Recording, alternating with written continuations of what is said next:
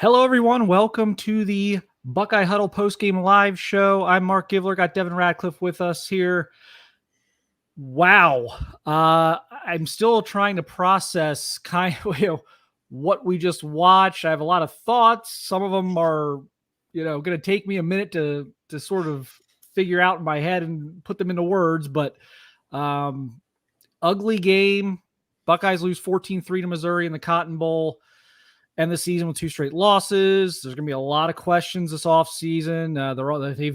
They've already started, frankly, the last few weeks, but this didn't help calm any of those down.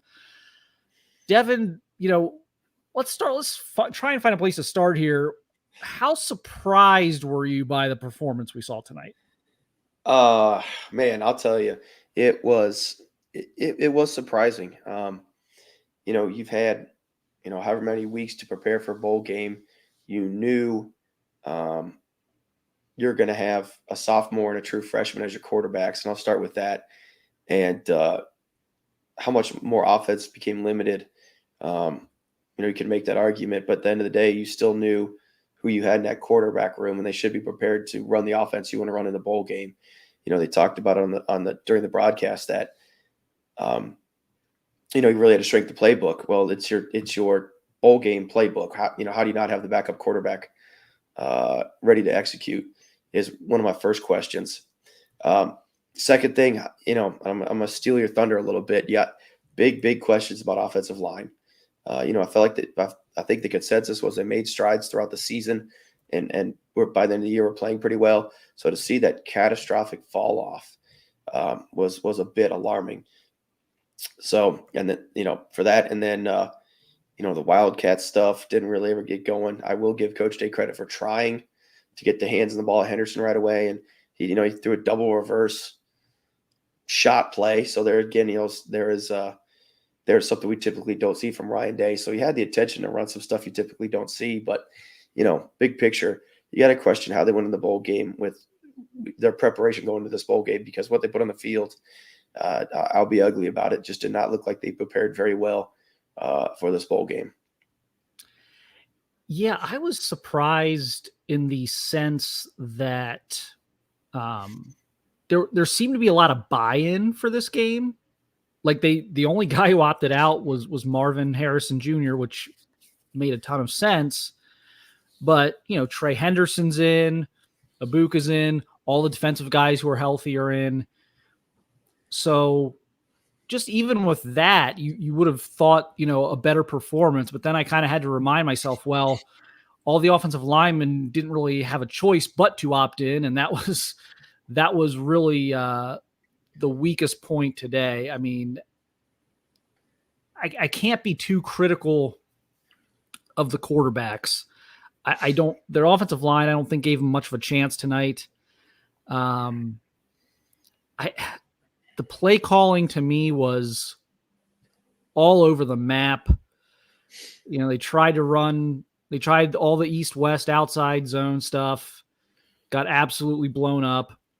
When they went jumbo and just kind of went north-south, they had a lot of success. They didn't stick with that enough. You mentioned the trick play, the double reverse pass. To me, especially with your young quarterback in the game, that's not a 1st and 10 play, because now you're in 2nd and 10. If it doesn't work, you're off schedule, and then you're gonna turtle the next 2 downs because you're not opening up your offense. So that's a play. They had several 2nd and 2, 2nd and 3, 2nd and 4 type situations. That would have been, I think, maybe a better point to do that. I didn't understand really what they were. There didn't seem to be much of a philosophy on how they were going to attack this one. It just felt scattered. It's a great observation, and I think one thing you got to look at is one of the things that were supposed to be Brown's and Lincoln's strong suit was their legs, and we saw it a little bit, but you kind of would have anticipated more of a quarterback run game focus, going back to some read game stuff, potentially some RPO stuff to complement the quarterback run game. And we really just did see it. And again, you go back to, you knew who your 2 quarterbacks were going to be.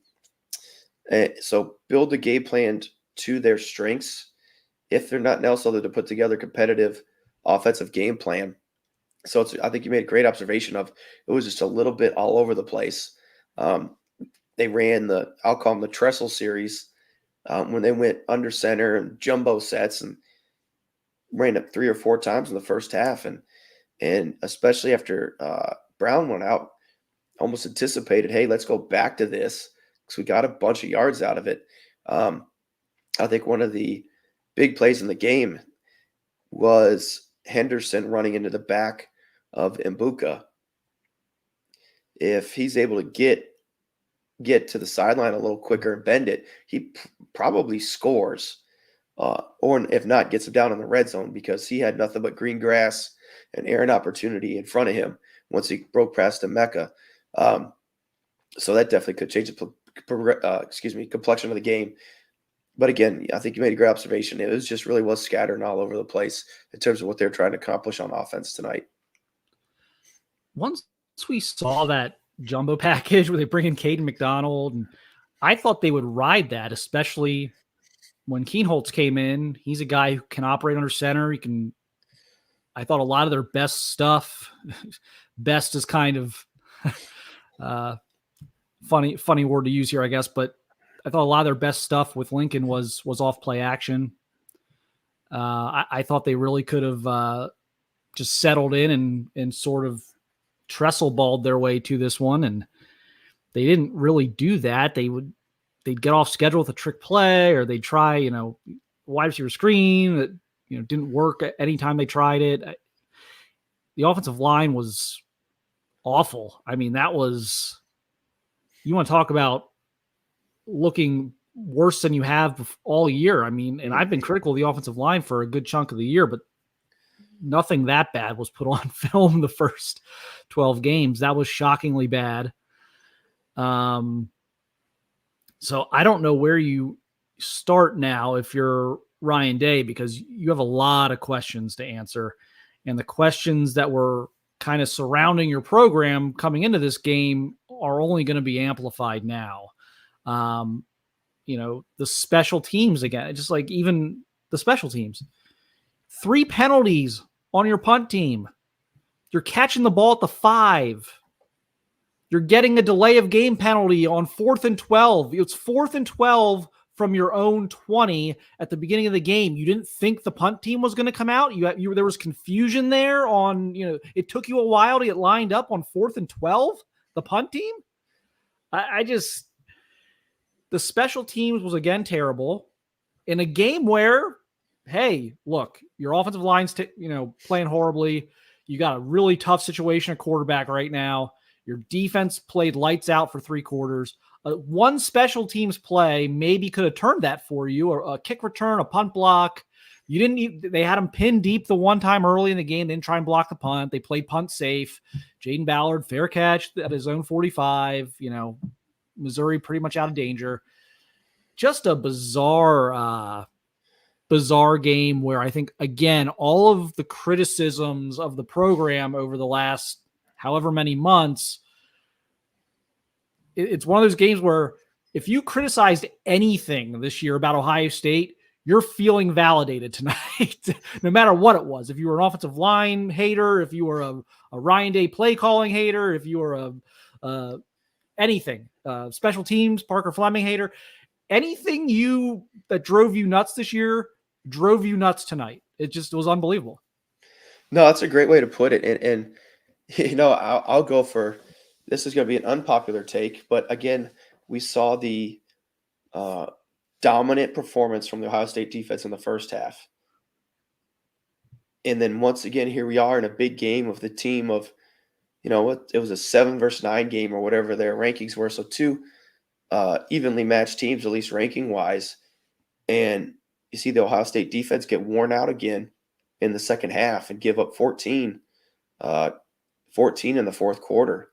And so once again, kind of to your point, something I've been keeping an eye on all year, to your point, manifested itself again in the second half with the defense getting worn out, not having enough tools in the toolbox to counter Missouri after Missouri made their halftime adjustments. A lot of comments about Kyle McCord in the chat. I've been called a Kyle McCord defender this year. I don't really think I've been a Kyle McCord defender. I think I've been more of a Kyle McCord realist in a world where I don't think anyone could fairly discuss him at this point because he's, I think his biggest mistake was not being CJ Stroud, Justin Fields, or Dwayne Haskins. But I think you score more than 3 points tonight with Kyle McCord, a quarterback, certainly. Yeah, that's going to be the great discussion is, obviously the quarterback room and what that's going to look like. And, not really recruiting wise, but are they going to go to the portal or not? What's that going to look like? What would this team been with Kyle McCord out there tonight? I think you're exactly right. They definitely would have scored some points and, changed the outcome of the ball game potentially. So that was, obviously a big discussion point is what, the quarterback room, what if McCord, but nothing you can do about it now at this point. Jack Sawyer. Okay, let's get to your 3 deep here. 3 sacks.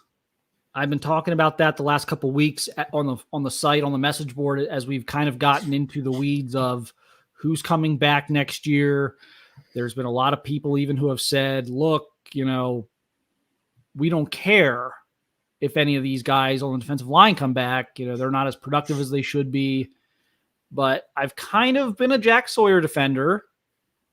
I felt the second half of this season, he played by far his best football, to the point where, I wanted to see him come back, because if that can carry over, you've got something there next year. And then he goes off tonight for 3 sacks. I mean, you have to want him back, right? At this point, don't you? You have to want Jack Sawyer to come back for a 4th year. He played too well down the stretch to not want to see if that can, carry over to next year. Counterpoint here in terms of bowl preparation. Obviously, Sawyer seems to have turned the page in terms of becoming, his strength as a run defender this season. And they talked about all night. He only had 3.5 sacks for the season, I think. I thought he had 4.5, but that's neither here nor there. But to turn in a 3-sack performance in a bowl game like this, you obviously the work he's put in, you're seeing him turn the page, and the light, the proverbial light starting to come on for him in the pass rush game to complement how well he played against the run this season. So that was encouraging to see. Seemed like he had, we talked about buy-in at the beginning of the show. Seemed like Sawyer was playing with more energy, than we've seen him played with in a while, and almost looked like he was trying to take more of a leadership type role on the field in terms of how his play was. So again, but 3 sacks tonight, that speaks for itself. Again, matching basically his season total. Yeah, and so unless you coached at Ohio State or Pickerington North High School, I've probably seen more of Jack Sawyer than you, than anyone. But okay, I mean, I will get it. I will hold that, because it looks like we've got Ryan Day here.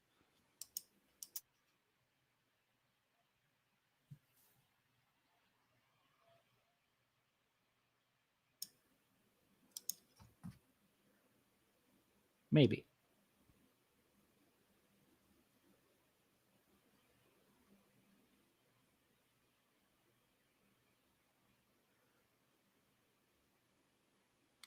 All right. We don't have Ryan Day yet. So I will, let me finish the Jack Sawyer point here.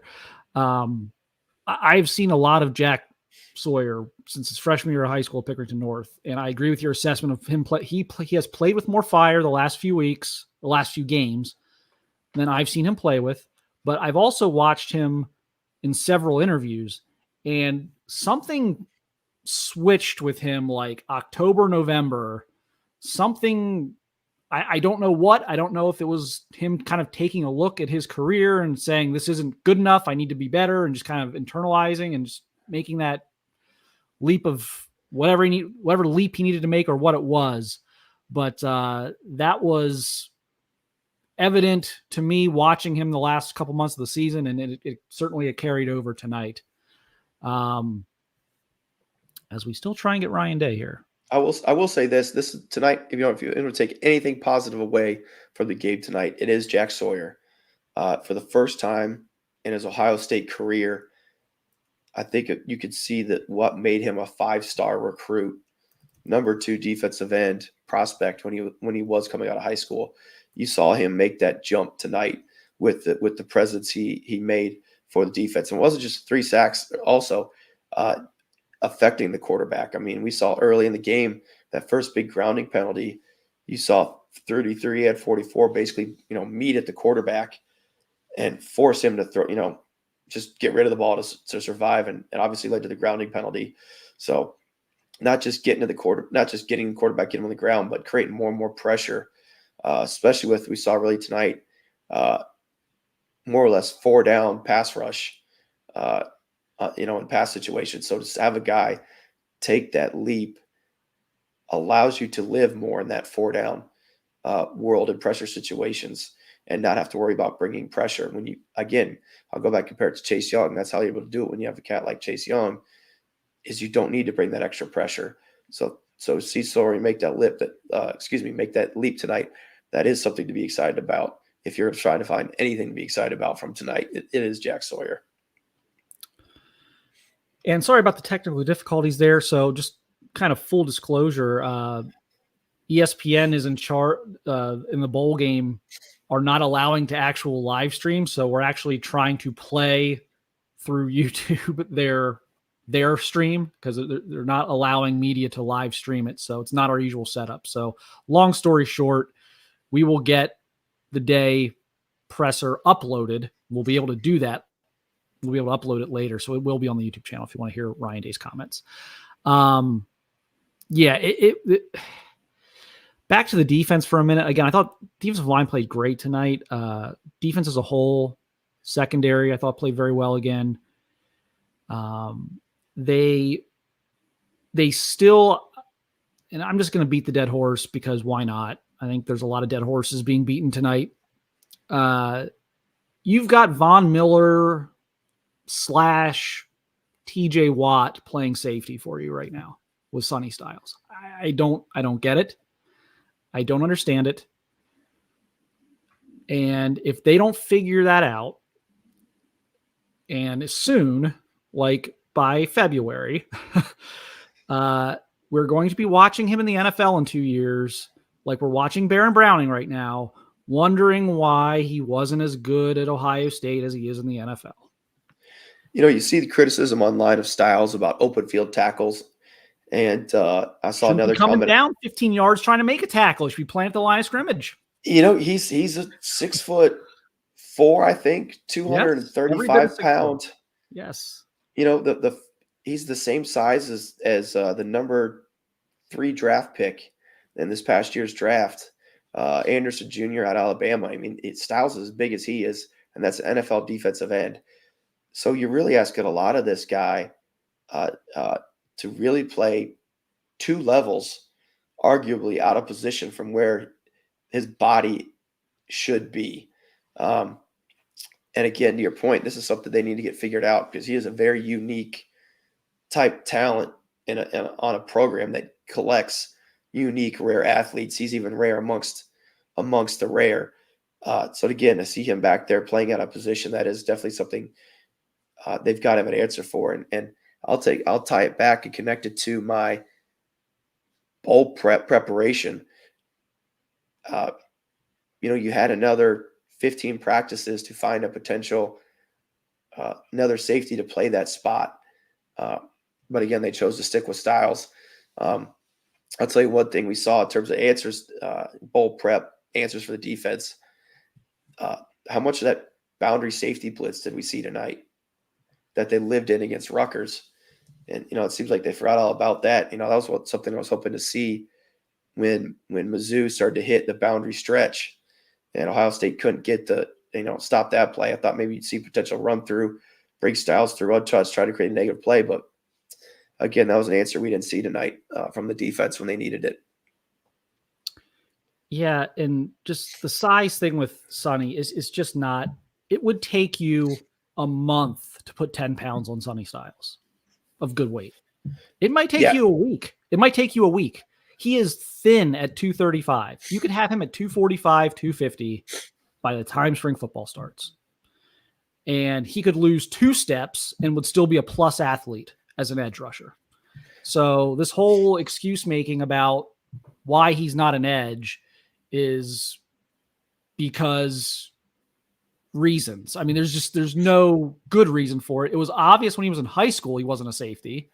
So just like it was obvious Baron Browning wasn't someone you put in the middle of the field as a Mike linebacker when he was in high school. These were obvious things. They seem to have, and this is across now like 3 different defensive coordinators, like 4 different linebackers coaches. Like there's been a problem here with taking guys who maybe don't perfectly fit into a box on defense and like guys who need to be used in creative ways and fully utilizing those talents. This has been an ongoing thing. But they got to figure this out because you just can't, he just can't be playing safety. You're totally wasting what he does best, which is attacking and attacking in the box. It's always, he's a tremendous blitzer. There's no reason for him to not be able to play on the edge. I mean, this is TJ Watt plays at 250 pounds. Von Miller plays at 250 pounds. This is what elite Josh Sweat is not 280 pounds for the Eagles, Pro Bowl defenseman. Like these guys, the Myles Garretts who are like 6'6", like 280 pounds, those are like unicorns. A lot of these elite edge rushers are 245 to 255 pounds. And Sonny Styles is a 6-pack of Krispy Kremes away from being that size. So like, let's just kind of stop with that, with the, he's not big enough or he doesn't know what he's doing. I've watched him now for 5 years play football. He 1000% can do this. So they need to figure this out. They need to, that brings us to the next thing. What does the linebacker room look like next year? That's a great question. I think, and correct me if I'm wrong, they are losing Eichenberg and Chambers, both to the NFL, if I understand correctly. And Simon is coming back. So I'm assuming Simon is coming back with the understanding he's going to be the starting middle linebacker. So then you're going to find out what you're going to do at the will position spot. And is that CJ Hicks? He got a little bit of run tonight, and I'm going to sound ugly, but he got blown by. The quarterback blew by him. When you're a backup and you have those moments where you can put something on tape to argue that, hey, I should be playing more, you got to take him. And, he kind of looked lost in space out there tonight. Granted, it was only for 2 or 3 plays, but when you're a backup and want to stake your claim to a starting spot, you got to make those plays when you're out there. Do they bring Styles down to bring him down to a linebacker spot? I mean, that'd become an obvious move for him again. Not, again, here we go again, beating the dead horse, but he is 6'4", 235. And I bet if you let him eat whatever he wanted for a week, he'd be 250. I'm sure they have him on a caloric maintenance or caloric deficit almost to try to keep him just small enough to still say he's a safety, I guess. But I get the overall thing for me on defense. It goes back to, they're going way back now, but move down. They talk about move down, dad speed as a coaching phrase, especially on the defensive side of the ball. So you take safeties and make them linebackers, corners, you make them safeties. Your big linebackers become your defensive line, defensive ends, or your defensive ends. You let them boys eat, and they become your defensive tackles to create a faster defense. And I think it's just one of those things where you see those missed tackles because you have got a big defensive end body in space. As good as Myles Garrett is, or pick another elite defensive end, put them 15 yards off the ball with a running back one-on-one, how many of those defensive ends are going to make that tackle? Even NFL defensive ends. Right. I don't know. I don't know the answer, but I'm assuming it's not many. And that's basically what they're asking Styles to do by keeping him in the boundary safety spot. So we've talked about the offense at the beginning. We kind of got onto the defense. Let's kind of going back to the offense here. That to me was maybe the most jarring thing tonight. We've also talked about special teams, but the offensive woes. Yeah, I mean, Jack Sawyer gets my game ball. We already talked about. I mean, just amazing performance tonight. Played great football down the stretch. I did my weekly special teams rant. We'll see what happens there the next few weeks. But the offensive woes was interesting. We talked about just not feeling like there was any type of plan in place. It was very scattered. It didn't seem like there was a philosophy tonight. It's kind of a little bit of this, a little bit of that. I didn't think they really felt out I didn't think there was a great feel to it. It just felt like, again, they got north-south. It was working. They didn't really stick with it, though. They'd throw in a trick play, or they'd go to the Wildcat, or they'd, get a penalty, or, something would happen. And it just didn't feel like they ever settled into the game. And, it was interesting. Ryan Day made some comments before the game in the on-field interview before the game about, telling Devin Brown to get a feel for the speed of the game. And it's like, dude, you get a feel for the speed of the game. To your point about, not knowing what the offense want to accomplish, boundary stretch had basically went away by the end of the season. And what came back again, and what they go do time and time again, boundary stretch was back. I think the one time it actually hit was it was Xavier Johnson hitting a cutback for a 10, 11-yard gain to get a first down. And that may have been the only time they got out of the backfield with that play tonight. Conversely, if Ryan Day and company want to keep hanging their hat on boundary stretch, they need to study Missouri on how to run it, because Missouri, when they started hitting and getting chunk plays in the run game, it was because they were running stretch and they had a running back that could read it right and hit it. So obviously, Missouri has got that figured out. So if Ohio State wants to hang their hat on stretch, they need to find a way to link up with Coach Drinkwood's staff and learn how to run it, because Missouri ran it as good as anybody I've seen run that stretch play, especially at the college level. Does Ohio State have the offensive line to even run that? When you talk, they don't get to where they need to get to make that play work. Now this is kind of out of my realm, offensive, getting in the weeds on offensive line play. But the way I always understand it is you run stretch with smaller but more athletic offensive linemen, because you want to rip and run and create that horizontal movement, and the running back reads it, cuts it back. Again, I think that's why you see the Ohio State have success when they decide to do inside run, is because what's the Ohio State offensive line? They're big, strong guys. So when they can go forward and knock someone back, that's why we see the downhill run game have success when they do go to it. Tonight, we saw them hit with power and some other gap scheme variation. So again, it's blocking down the front side, pulling a guard around the backside. I think 2 or 3 times they hit, they ran to the right side and used Fryer and 66, whose name is escaping me at the moment. Enoch Vamahi.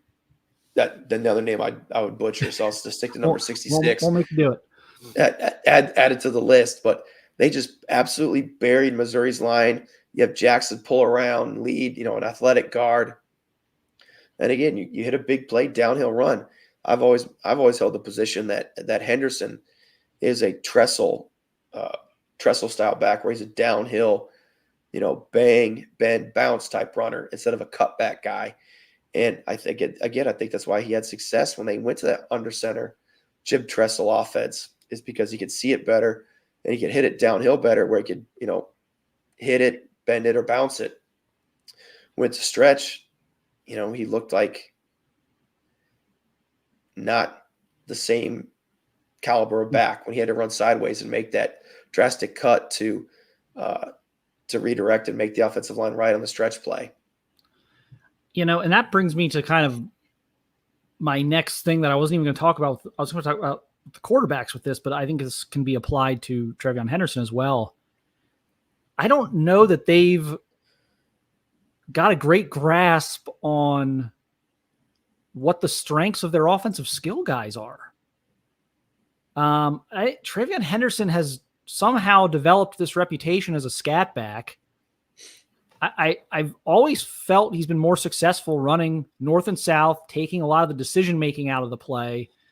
I don't view him as you always make the case, like J.K. Dobbins, jitterbug, and then go. He is very much a north-south guy.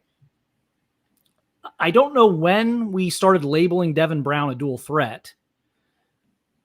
Maybe someone in the comments can straighten me out on this, but has anyone ever watched Devin Brown and said, "Oh yeah, that's a freak athlete"? I don't understand where that label's coming from. The best athlete in the quarterback room is Keenholz. The idea that going from Kyle McCord to Devin Brown was going to be like going from Todd Beckman to Terrell Pryor was laughable. I said it all year. People, well, let's put Devin Brown and he's more athletic by like a fraction, like not to the point where you would change your offense around him. So they need to like figure this out philosophically. Like, what are our guys' strengths? How are we going to build an offense around that? And maybe stop trying to fit guys into whatever they actually want to do, and instead recruit guys who fit what they want to do, instead of trying to, fit this, round peg in square peg in a round hole, whatever. It just doesn't line up for me when I see them running the stretch plays with Henderson, when I see them touting Devin Brown as this great athlete. I've been saying this for 2 years because for 2 years, I don't know if it's the coaches talking about him in press conferences. I don't know if it's other people talking about Devin Brown elsewhere. I don't know who got on this Devin Brown is this big time dual threat kick, but this isn't a knock on Devin Brown. It's just, he is what he is. He's not an elite athlete. He's not a true dual threat. You're not going to fundamentally change your offense from what you would run with Kyle McCord with what you would run with Devin Brown. He's not Braxton Miller. He's not Justin Fields. He's not any of those guys. He's not Troy Smith. None of these athletic quarterbacks we've seen come through Ohio State. Devin Brown doesn't fit on that part of the Venn diagram. And it feels like the coaches don't seem to realize that. And it's so obvious when you watch him play that, yeah, I think people are confusing likes to run, is comfortable running with is a great runner. He's not a great runner. No, I think he's comfortable doing it. That's a great point. I'm guilty as charged. I was actually a bit surprised when in the pregame, they talked about how Brown was the number 3, what do they call it? Pocket passer recruit, or whatever their phrase was. So that was a bit of a surprise to me because, like everybody else, like you're talking about, I thought he was supposed to be the dual threat guy. And again, he looks like a guy, who can run and isn't afraid to, but he's not a dynamic runner. No, I don't understand where this started. So I'd like to get to the bottom of that. Again, this isn't a knock on Devin Brown necessarily. He may end up being a great quarterback, but he's not going to be a guy who throws for 3,500 and runs for 600. He's not going to get that out of your minds immediately that's going to happen. It's just not what he is. Conversely, go ahead. I'm sorry. No, it's just like we seem to be having a lot of these conversations about this isn't who this guy is, whether it's Devin Brown, whether it's Sonny Styles, whether it's CJ Hicks, whether it's even getting a JT Tuimoloau. Is he really a defensive end? Because he doesn't make a lot of plays coming off the edge when he's blocked by somebody. I mean, there's like player after player that we could have this discussion about on this team. And it's just bizarre that we don't see anything change on how some of these guys are utilized. I think conversely, Lincoln showed that he's got a little bit of a burst on a few of his runs. So if you really want to say anybody's, a legitimate run threat from the quarterback position, it looked like him tonight. I think one of his best plays was turning a sack into like a 3-yard gain.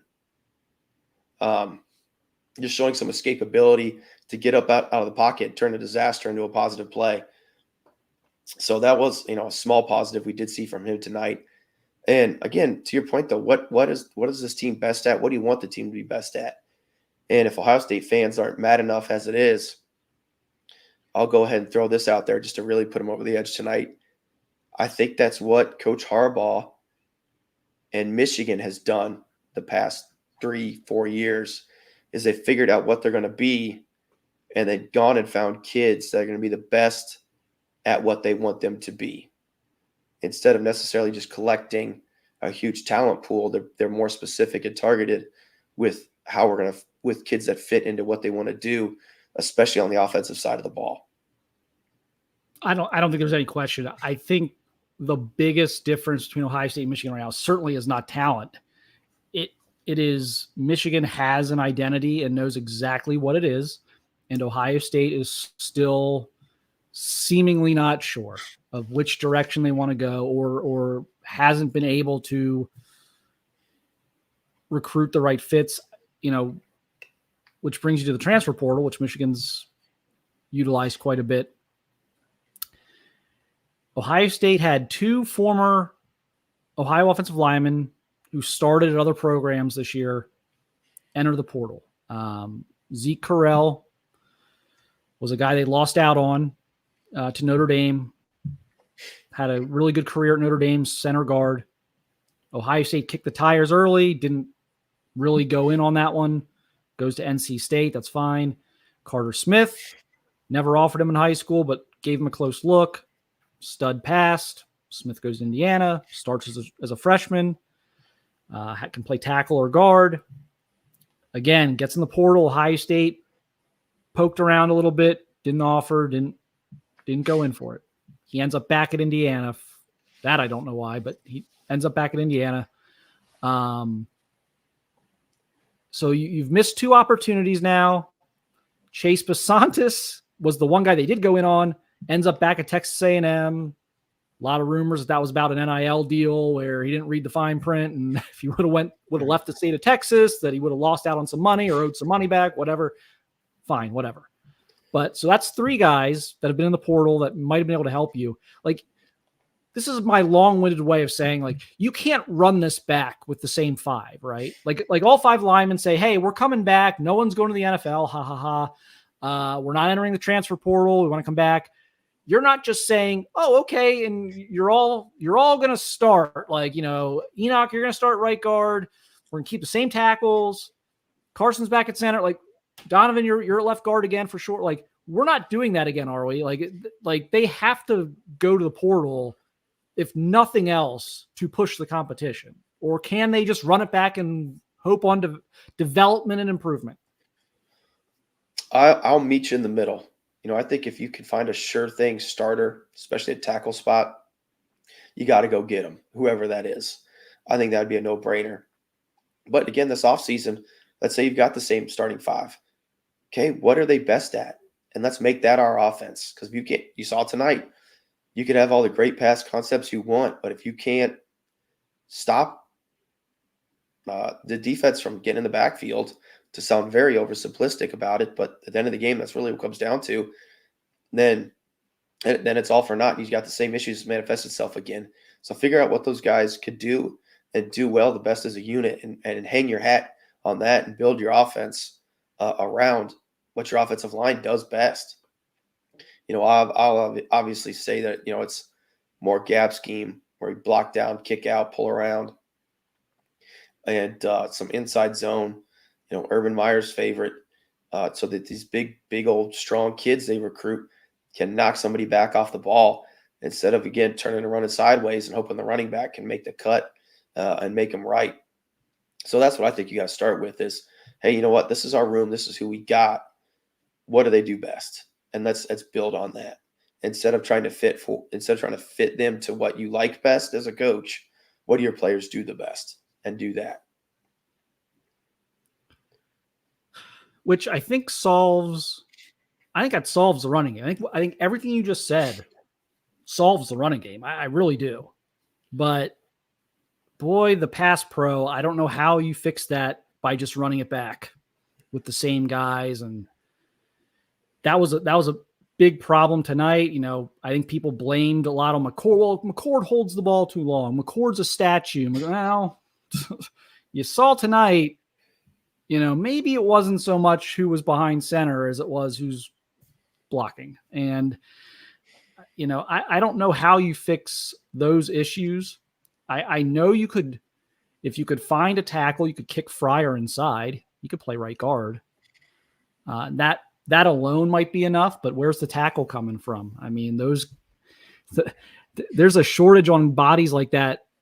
There's NFL teams that wish they, had more offensive tackles. So they're hard to find. They're really hard to get in the portal because they don't go in the portal a lot, because teams, especially in the NIL era now, are going to come up with all sorts of NIL money to keep a franchise tackle in their program.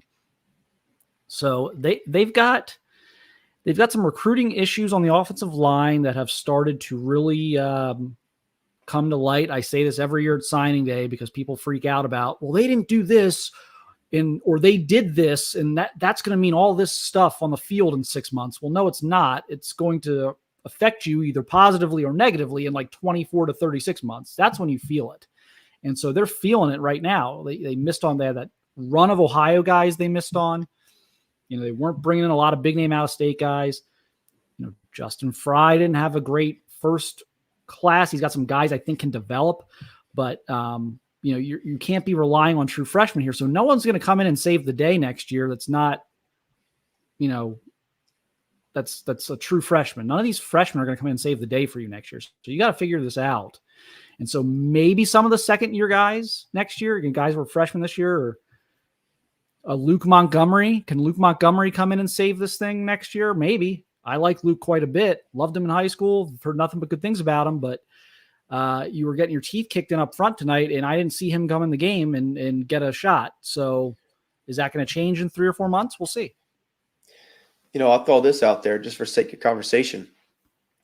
But the last time Ohio State had an undefeated season, excuse me, their right tackle was, you remember, in 2012 who the right tackle was? Daryl Baldwin, right? That was 14. I was going to get to him. 2012. I'm sorry. No, the last undefeated team. I was thinking national championship. It was Reed Fraggle. Who was his junior year played tight end. That's a funny one. That's a kid who may have cost himself a lot of money by he was a tight end in high school and basically would not listen to being a tackle, even though everyone kind of knew, like, dude, you're 6'8", you're going to be 300 pounds before you know it. And eventually, light switch goes on. Oh yeah, maybe I am a tackle. And you get that. But a very similar Daryl Baldwin was a defensive end in high school. Like they're now you're going to get me go down another rabbit hole, because the other rabbit hole I go down a lot with the offensive line is they don't like to recruit projects. So they don't like to take the tight end and move him. They don't like to take the defensive lineman and move him necessarily. They've done it once or twice over the years, but just this last 7, 8, 9 years, they don't like the projects. They don't like the guys you got to put 50 pounds on. They want 6'5", 290, 295, come in right away. And I think that philosophy makes sense at a lot of positions, makes sense at running back, makes sense at receiver. You don't want all these projects you got to coach up for 3 years. I don't know that's a winning formula in the offensive line. If you look at who are the best offensive linemen in the NFL, a lot of them weren't even offensive linemen in high school. Trent Williams, Lane Johnson. There's been Jason Peters, be in the Hall of Fame in a few years. A lot of these guys were not even offensive linemen in high school. A lot of them were tight ends, or, some of them were defensive linemen. So they've got to figure this out on the offensive. This can't continue to be a thing where we're sitting here again in 6 or 8 months being like, boy, this team looks pretty good at receiver. This team looks, better on defense. They've still got a lot of athletes on defense. It's another year in Jim Knowles' system. And yeah, they've got Trevion Henderson back, and they've got these nice young running backs. And we think they're going to be okay at quarterback because they've recruited a lot of 5-star guys there. But gosh, just hope the offensive line holds up. That just can't be a thing we keep saying every year. Yeah, that's kind of been my thing. Going back and watching the SEC championship, and you look at Alabama and Georgia's offensive line, big, athletic, physical, and they just absolutely get after it and want to dominate the line of scrimmage. You would love to see Ohio State, to steal from Coach Meyer, once again be that offensive line driven program. See kind of a return to that mentality. But that, again, to your points, requires you to turn kids to become into grown men. That's the difference between the skill kid that can play right away and an offensive an offensive line. By nature, that's going to be a position that's your absolute freak of freaks, where it's going to take you years to develop, because that's the one, you're hitting somebody every single play at a very simple level. And it takes years to put on that type of technique, first and foremost. But second, a close second to that is to develop the strength necessary to take out some of these grown men that you're going to see on the defensive line. So by nature, again, I'll push Ohio State fans some more. Go break down Michigan's offensive line. I think every one of them was a fifth-year senior or something crazy like that. So correct me if I'm wrong on that. But again, they took the time to develop these guys, and it was paid dividends for them this season, because here they are in the playoff, second year in a row, third year in a row, whatever it is, for the University of Michigan, because they take time to develop their offensive line and build a scheme around what they do best. And yet, for all of our issues right now that we're discussing, you're going to have a really good receiver room next year, regardless of what Emeka Egbuka does. You're very likely going to have a good, experienced defensive front. They seem very optimistic about the outlook there in terms of guys returning and not going to the NFL. And it's one of those things where these are fixed. These are first world problems. I always say, like, these problems are not the problems that Purdue has, So, but you're on the margins. Like, you're this close to being a national championship team. And so all those little tweaks mean the world.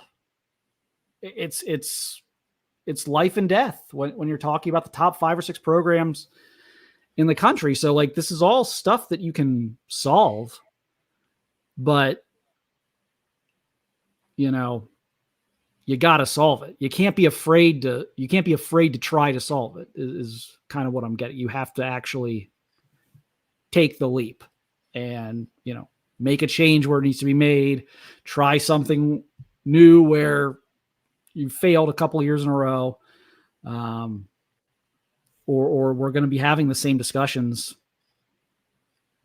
10, 12 months from now. So I don't know. I don't know what some of the answers are to some of these things, but some of the problems are obvious. And so people who are paid a lot of money to fix things are going to have to fix them, and fix them pretty soon. I think there's going to be a lot of pressure, and who knows, there may be a coaching change or two. I mean, Ryan Day's not going anywhere, but there may be a coaching change or two in the next month or so. It's possible, but there's going to be a lot of pressure on this coaching staff next year. I think the 12-team playoff maybe will shield them a little bit, Devin. I mean, the margin for error is a little greater moving forward. Does that maybe that helps a program like an Ohio State? It's been kind of on the cusp, just not able to break through the last 5 or 6 years. Well, it gives him opportunity to take some of that pressure off of every game we got to win to get in. I think the breakdown was, if this was 12-team year, Ohio State would have been the 6th seed or something like that, whatever the ranking was, but they've been hosting first-round playoff game.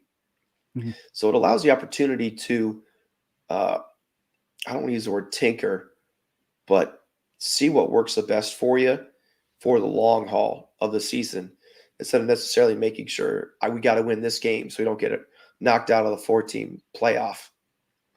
So that is, I think, one of the things, to your point, will help them with the margin of error is going to that 12-team playoff format. Are our boys over at okay, we got we're close to Buckeye Weekly time. Tony and Tom are soon going to save all of you from us. Do want to thank our sponsor, WagerWire. You can get the WagerWire app on your platform of choice, whether you're Android or Apple. It's a sports betting app, but it's not one that takes action. So it consolidates all of your sports books, all of the action you have through those different sports books into one app. It also allows you to sign up for other sports books through that app. Again, tracks everything, a lot of data stuff, wins, losses, what action you have currently that's live. So a lot of different things can help you become a better gambler, better. The thing I like about it, again, is that it incentivizes you to win, because they're not actually taking your action. They're a middleman, so to speak. So they want you to win, because then you use the app more. So they're actually hoping you win. They're not trying to take your money. So that's kind of why I like the app. But I want to thank them again for sponsoring the postgame show. I think we're ready. Are Tony and Tom ready to roll?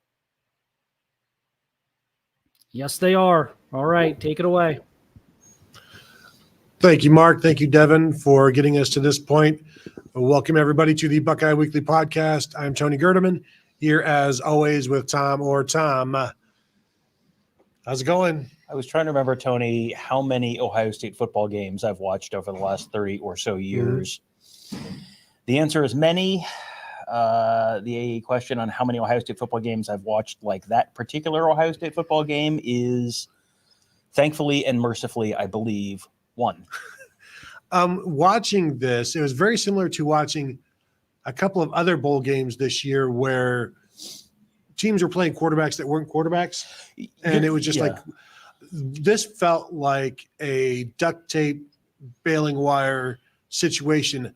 And I don't know why, other than the fact that they were playing quarterbacks that weren't ready to play at all. And I asked Ryan Day in the post game, you obviously, even when Devin Brown was out there through the first quarter, the offense was bad. So I said, the offense struggling, is that just a mark of a new center, new right guard, no new quarterback, no Marv?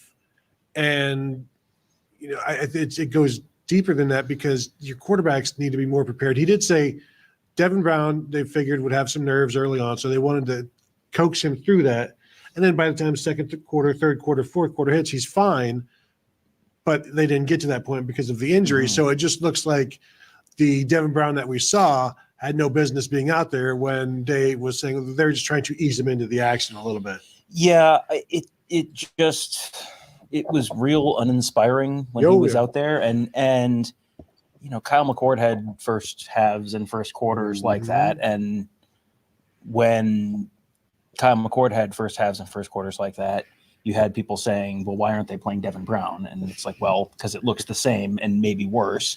And then you had people saying, well, why aren't they playing Lincoln Kienholz? And it's like, well, because he is a true freshman who just got here this summer and played his high school ball in South Dakota. And there were like 7 times as many people at this game tonight as there are in his hometown. So, and that's like the biggest city in the state. So I think people are going to look at this and go, Lincoln Kienholz was terrible. Lincoln Kienholz was not ready for this spot, because Lincoln Kienholz was never supposed to be in this spot. This is not what this was designed to do. Ryan Day was asked whether Tristan Gebbia was available. He was. I was a little surprised they didn't put him in there, because just at least he's started before and played before, and maybe you just tell Kienholz, look, we're going to give you a series and just try something else. Tristan Gebbia, I don't think it took a snap for Ohio State this year, so I don't think that's necessarily the answer. But at some point, you got to try something else, because it was not really working. And just like, well, throw something at the wall and maybe something sticks. Let's tackle that after. Did we have a super chat in there? Okay, maybe. I have many tabs. It's the tabs. Yes. Why don't you read it to me, Kevin, while I find it in the tabs? Is this a development of talent problem? Is this a development of talent problem? Are we just talking about the quarterback situation? Let's just stick there, I guess, then. In terms of, real quick on Jebbia, Ryan Day said that Lincoln Keenholz had been the backup quarterback all full practice long and had taken the reps in practice. And also the style of offense between Devin Brown they could do with Lincoln Keenholz, so they just decided to stay there. The development situation, and we only saw one quarter of Devin Brown, so we've seen bad quarters of Kyle McCord, but he would have a second quarter to get out of it, third quarter to get out of it, fourth quarter to kind of shape the ultimate opinion. Devin Brown didn't have that here, but there have been times where if Kyle McCord didn't have the second, third, or fourth quarter, you'd be like, and he has a bad quarter, it's like, I don't need to see anything else. Yeah. But this was the tip of the iceberg. You don't know what's underneath. Is it even worse? I will say not having that opportunity to get better is unfortunate. The offensive line was a mess, but in terms of the developmental problem, I would expect better from Ohio State quarterbacks than we saw, because this reminded me of, it was as bad of a situation as the Alamo Bowl in 2004 when Justin Zwick is down, has a bad ankle, and they don't want to burn Todd Beckman's red shirt, so they're playing Ted Ginn. And it's like the other games I was talking about earlier, where you're playing guys that aren't quarterback. You're throwing with Emeka Ibuka. You're direct snapping with Travion Henderson. You're trying everything because you don't have a quarterback, except they had two scholarship quarterbacks. Right. Yeah, you had two scholarship quarterbacks. And I think going back multiple years, I think we've been pretty consistent in our position that they don't do enough with the younger quarterbacks in game situations where it's more than just handing off. You got to get guys ready. And you listen to the coaching staff talk about the fact that there's no replacement. There's no substitute for game reps, real live game reps. And then when Kyle McCord's coming in behind CJ Stroud, he's coming in and handing it off and not running the offense. And he's, you don't give him a series with the first team offensive line or with the ones. You just throw him in there and he's, right, handing off to Evan Pryor or whoever, and that's it. And that doesn't prepare you. And Devin Brown last year did not throw a pass. He was a third string quarterback, but didn't throw a pass. And this year, Lincoln Keenholz was in a tiny little bit, but not much. And he was the backup in a bunch of games. I think you don't want to learn the wrong lessons from Jim Harbaugh, but I think you want to learn some lessons from Jim Harbaugh. And Jim Harbaugh rotates the ever-living heck out of his team. And he plays a ton of guys in games where, yeah, they're going to win 35-7 against a crappy team or 35-10 against a crappy team, but it doesn't matter. You're going to win. And you can play, you can have 9 different guys get carries, and you can play 4 quarterbacks. That is a thing you can do. Ryan Day has consistently not done that. And then you get into these spots where it's like, we didn't think we'd ever play our third string quarterback for 3 quarters in the Cotton Bowl. Like, well, yeah, sometimes crap happens. You got to have a plan B and a plan C in place. Jack Sawyer did give credit. It was in the postgame. I'm not sure if people saw it. It was Ryan Day, Jack Sawyer, Lincoln Keenholz, and Jack gave Lincoln credit. He was, and Ryan Day said the same thing. He should have never been put in that position, but he was, and they could have done more to help him with the offensive line. Couldn't get the running game going. The best way to help a young quarterback is through that running game. In terms of the development, it's generally viewed that like Ryan Day has the starting quarterback, Corey Dennis has everybody else. Mm-hmm. So is that a Corey Dennis issue where it's not, those guys aren't being prepared? Well, that's how it was during COVID. I know. Is that still accurate? Yeah, I don't know. But if you're not getting the development of the backups of the, and honestly, it was not a great year for the Ohio State quarterbacks. I will say I would completely agree with Ross Fulton's tweet earlier during the game. It may have been in the second or third quarter that if Kyle McCord was playing in this game, Ohio State's up by 20 points. Oh, 100%. Because this offense was very limited. It would have been not nearly as limited with Kyle McCord and the confidence they would have had to throw the ball. With Lincoln out there, they just blitz, and Ohio State did not do nearly enough max protect. And when they finally did start doing some max protect, Lincoln was able to throw the ball. Yeah. And I was more encouraged by the way Lincoln Kienholz responded and got better than anything I saw from Devin Brown, but I only saw a quarter. Right. But I mean, there wasn't like a signature moment necessarily for Devin Brown this season, other than like, I don't know, maybe running in the touchdown at Purdue or something, or the long touchdown pass to Brandon Innes in garbage time at Purdue. Lincoln Kienholz made a few like, oh, okay. Like, I mean, the final stat line was not great. No. But he was 1 for 9, I think at one point, 1 for 8. Yeah, and he finished what? He 6 of 17. 6 of 17 for 86 yards. Took 1 sack, but it was okay. It wasn't. There were a few flashes, and for someone who was a true freshman from South Dakota who wasn't in for the summer or wasn't in for the spring, what the hell are you looking for? Like what the hell are you expecting behind an offensive line that was like a super fun sight for long stretches of the game? All right, if we don't do super chats, Kevin will murder us. Okay, Mika Hanna wants to know, why was Hinsman out? Ryan Day talked about that. So the last couple of weeks, Carson Hinsman had not been playing well in practice, so that's why they decided to go ahead and do this. Put Matt Jones there, gave them the best chance to win. Day said it doesn't mean that Carson Hinsman is never going to play again at Ohio State, but this was a decision they had to make, and so they did that. And then Enoch Vamahi struggled an awful lot at right guard in place of Matt Jones. And it goes back to what we had talked with Justin Fry months ago, or Ryan Day months ago, about how there was nobody that they were confident enough in to put in as a backup. Like they didn't feel good enough about the backups to put them in certain situations. And certainly there was nobody pushing anybody for a starting role. And then I guess instead of asking a question about Corey Dennis, is it time to start asking about Justin Fry, because the offensive line, Day was not happy with it. Obviously, how could you be? Day has been – is he too patient with his coaches? But he will get rid of them, but he usually gives them an extra year, gave Kerry Combs an extra year. Was this Justin Fry's extra year? I don't know if I'm not 100% ready to put all of this on Justin Fry based on – the lag time between when you recruit guys and when they're actually ready to play. Because that's a absolute bare minimum 2 years before a guy is ready to play, and usually 3. And so next year is year 3 for Justin Fry. So at that point, you kind of own the room. I know everyone wants to, we don't want to change the culture of your program. Right now, the culture of your program is your offensive line sucks. So maybe you need to go buy an offensive line. I mean, how many guys would you like to? How many guys do they need to get in the portal? Because Josh Simmons was decent this year. Donovan Jackson was okay. Matt Jones is gone. Enoch Vamahi's not a solution. Right.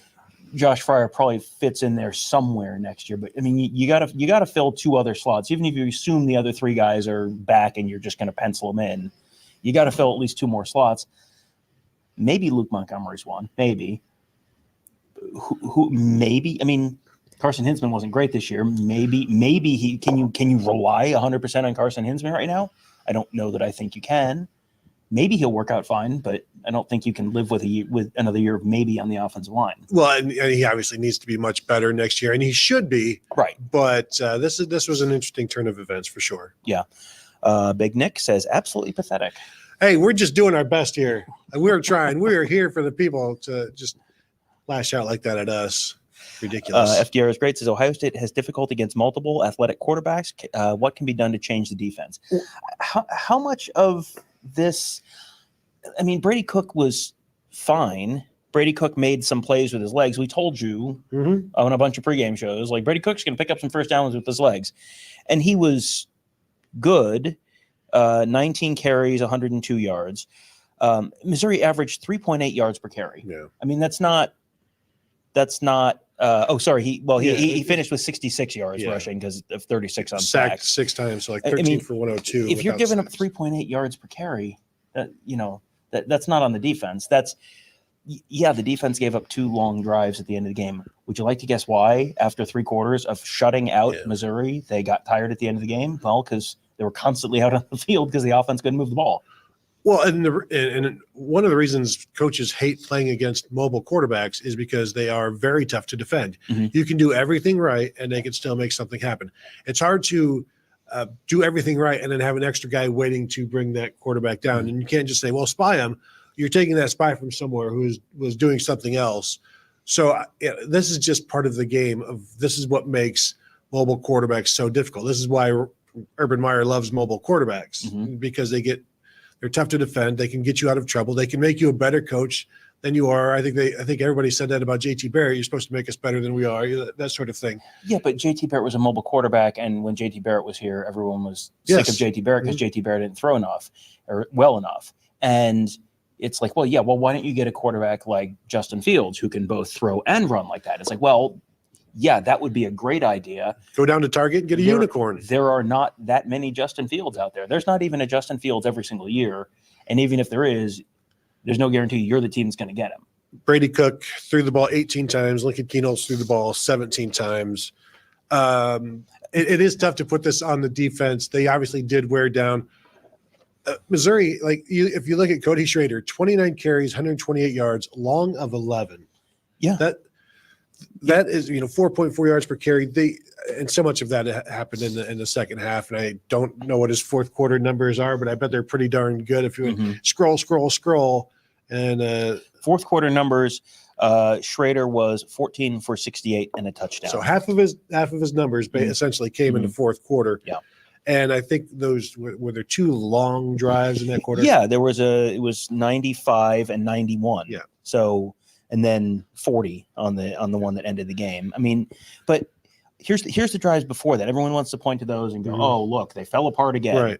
Here's the drives before that. 5 plays, 23 yards, 3 plays, 0 yards, 6 plays, 22 yards, 7 plays, 7 yards, 4 plays, 20 yards, 3 plays, 4 yards, 4 plays, 26 yards, 3 plays, minus 5 yards, 6 plays, 8 yards. If you get to the end of the third quarter and those are the drives you've allowed, you should win that football game. Like, that's not on the defense. If like you said earlier, if Kyle McCord is here playing this game, they win this game. They win this game by 2 touchdowns.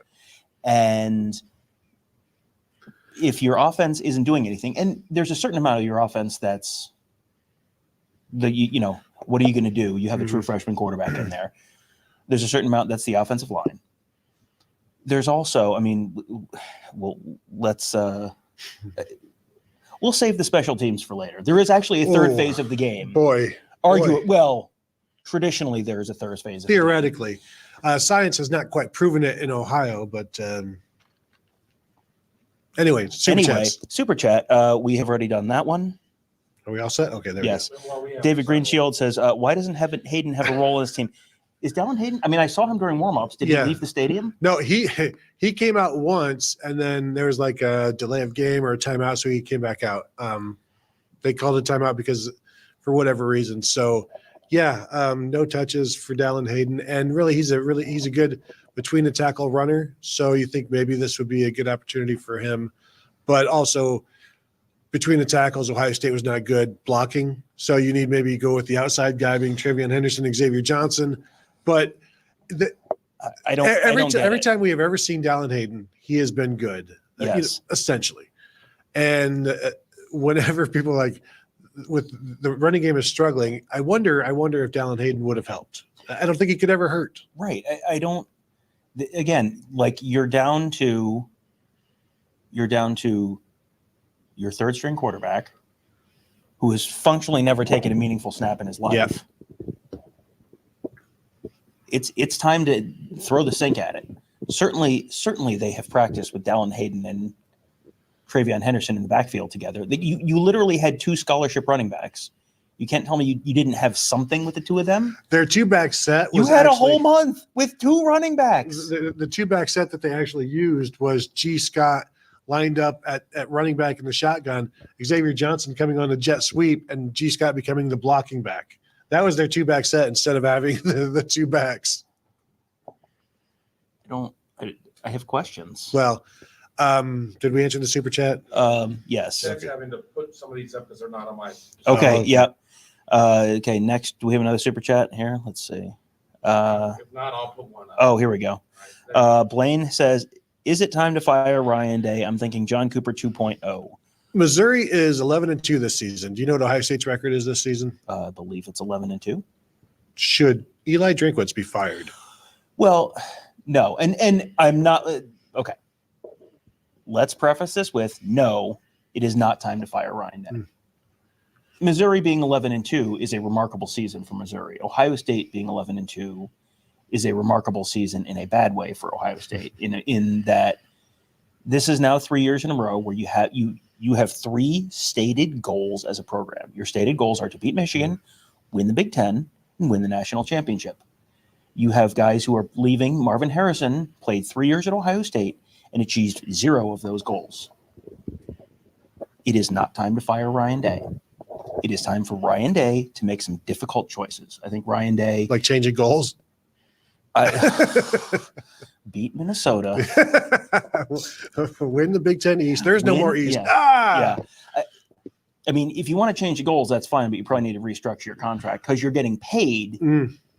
Those are very difficult goals. Mhm. You're getting paid based on achieving those goals. You've now not achieved those goals 3 years in a row. I think having the national championship as a goal is a quote unquote Sure, goal because sure. Ohio State 99% of their 97% of their seasons are failures when that is the goal. Well, that's one of the goals. You can get, Right. they hit the first 2 of those goals a whole lot of seasons in a row without winning the national championship, and those are still very good seasons. Your stated goals are your stated goals. Those are the benchmarks. I asked Ryan Day about the benchmarks that his assistants are being measured against. Those are the benchmarks that Ryan Day is being measured against. I didn't set them. That is the stated benchmarks of the program. So that's the benchmarks of the program. Here's $10 million. Achieve your goals. This is not time to fire Ryan Day. This is time for, you see coaches have the off season where they make some real significant structural staff changes because it's like, well, this ain't happening again. Remember, you were there for the Urban Meyer press conference in the Fiesta Bowl. What did Urban Meyer say in the Fiesta Bowl press conference? After they got shut out by Clemson, this is never happening at Ohio State again. And it didn't. Yeah. I mean, was that the last game Ohio State didn't score a touchdown in? Yes. They scored a touchdown against Northwestern, right? Last year or 2 years ago. Yeah. But again, the circumstances around this game and bowl games anymore, you almost they're not. And somebody asked Ryan Day, would you like to see changes in terms of the timing of the transfer portal to keep players through the bowl season before they hit the portal? And he's like, of course, everybody wants that because the teams that are playing in the bowl game are not the same teams that played throughout the season. And he's like, you can't use that as an excuse, but it's like, that is the fact. This is not the same Ohio State team that played during the season. Now, they weren't going to have Marv regardless. But again, as we said, this would have been a much different game if Kyle McCord stays. I also wonder what it would have turned out if Devin Brown plays all 4 quarters, gets a little bit of gets buoyed by the experience and losing the nerves and seeing some success and then building on that. And the Missouri defense that can't just go after a true freshman quarterback without any fear whatsoever. Yeah, and that's a reasonable question. I'm right now with Devin Brown. I have to see it at some point. Like, we keep hearing that he looks great in practice and he keeps looking the same in games. At some point, I have to see it in a game because you get happy talk sometimes about practice, and we're not at practice or we're not at enough of practice to be able to tell you yes or no on this stuff. But sometimes you get happy talked, and I don't know if we're getting happy talked right now, but I haven't seen it in a game yet, and I got to see it in a game. And I know there was an OSU fan on the scoreboard at one point with Will Howard to OSU on his phone or something like that, which, that's certainly an interesting move. I don't think that's official yet, but the former Kansas State quarterback who there's a lot of smoke around, let's say, potentially transferring to Ohio State. It's certainly another option. I'll be interested to see. I have seen flashes from Lincoln Kienholz. I saw some flashes from Lincoln Kienholz tonight that were like, I'm like intrigued there. We'll see what it looks like. You've seen some flashes from Devin Brown. Let's see what it looks like in a year. Can he stay healthy? You're going to need two quarterbacks. If you have a running quarterback, you're going to need a second quarterback. They did not give their quarterbacks a chance. Well, the play calling, starting the game off with the jet sweep thing to Travion Henderson, and the snapping from Matt Jones, the timing was off on all of these motions that they were doing, and that delayed some things. So it feels like they could have done a better job of game planning this to lean into the fact that you have a brand new starting center, a brand new quarterback. But even in that first quarter, Devin Brown, the plays that they were dialing up showed to me that whether Ryan Day may want to call it, we wanted to let the nerves get out of there. It looked to me like a lack of confidence. Like there was not going to be a bunch of throwing the ball all over the place. We were wondering what we were going to see from that. Will they throw the ball over the middle, or will they just open it up? There was going to be no opening it up. Now, maybe some play action if they got stuff going, but that never happened. And when either quarterback completed a pass, it was like, boy, this should never be that hard. And there have been times where we've seen, like, there are times watching JT Barrett or Braxton Miller, Todd Beckman, even sometimes with Kyle McCord, so difficult to complete passes, and we get so spoiled by Dwayne Haskins and CJ Stroud and Justin Fields. But this isn't just a step down from that. This was quarterbacks that were not ready, and the coaches knew they weren't ready, and they game planned for some of that, but they didn't help them enough in terms of max protection. They needed more guys in there to protect, and Missouri just didn't care about their quarterbacks. They had no respect for them. Well, and there was some running game stuff that they did. Terry Kovac, thank you for your super chat. There was some running game stuff that I saw a Mikey Pettit tweet that I'm going to just see if I can pull up real quick. Maybe not. See if I can type. Maybe not. But basically, there was stuff they were doing on the ground that they got away from. It was working, and then it was just like, well, we're bored with that. Let's do something else. And why are you not sticking with the stuff that's working? Like, do it until they stop it. And it's not going to work forever, but do it until they stop it. And I definitely agree that the play calling and, the roster management, bringing in a transfer quarterback is a pretty significant statement that you do not 100% believe in the guys you've got. I mean, if you believed in the guys you got, if you had CJ Stroud coming back, you're not bringing in a transfer quarterback. You bring in Justin Fields when your room is Tate Martell and Matthew Baldwin, and and that's what you're rolling with. Yeah, that's when you're bringing in guys, and the play calling would lead you to believe that they're not 100% bought in on. They were not 100% bought in on Kyle McCord because they weren't willing to guarantee him the job. They're not 100% bought in on the guys that they're bringing back because they are apparently looking in the portal.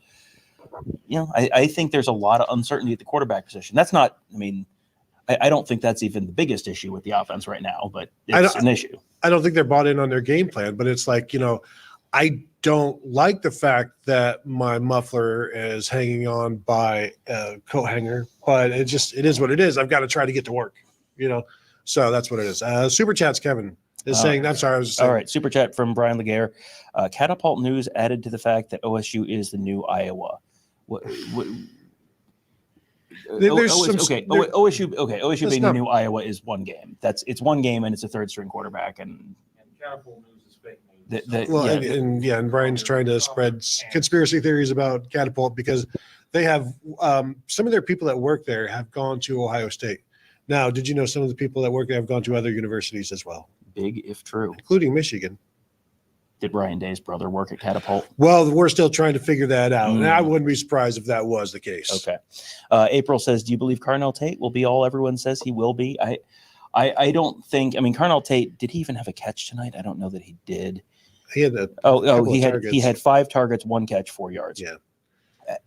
I put 0 of this evening on the Ohio State wide receiver room. Really? I mean, Jaden Ballard kind of maybe should have had that one right before half. But even it was pretty decent coverage. And that one he had to slow down for. Yeah. I mean, I don't think the Ohio State wide receiver room changed. I don't think my opinion of the Ohio State wide receiver room changed at all based on tonight. I'm still incomplete. Yeah. This is me. If I'm in the receiver room after this game, I'm like, ain't my fault. I didn't do it.